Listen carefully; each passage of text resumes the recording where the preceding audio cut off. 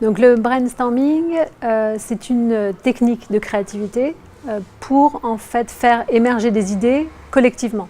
La technique est tellement simple au point de vue connaissance que finalement les gens ne savent pas quoi en faire. Donc on donne des idées mais on ne va pas jusqu'au bout. En fait, il y a un processus de création avec beaucoup d'exercices, puisque là l'idée c'est de repartir avec une méthodologie et déjà des exercices qu'on a pratiqués, et de pouvoir à la fois être créatif, donc collectivement, et aussi d'instiller en fait un esprit.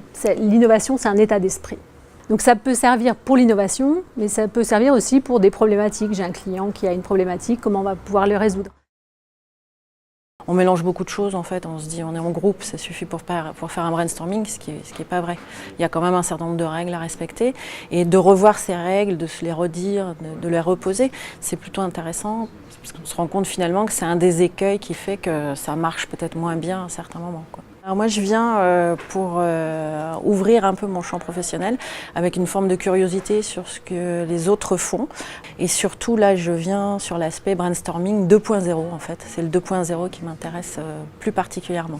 Alors jusqu'ici, pour moi, le brainstorming, c'était une pratique collective et en réunion. Et là, le fait d'ouvrir à des pratiques numériques avec un mix entre présentiel et virtuel, c'est quand même vraiment ce sur quoi ça m'intéresse d'évoluer et ce sur quoi j'ai encore beaucoup à apprendre. Donc être accueilli dans des conditions comme celle-ci, c'est quand même assez rare et plutôt bien, avec un équipement tout à fait à la hauteur.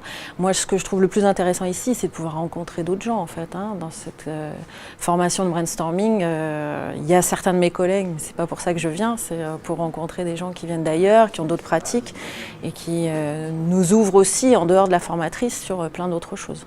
Donc je trouve que l'IRAM c'est un lieu quand même assez intéressant pour ce type de rencontre.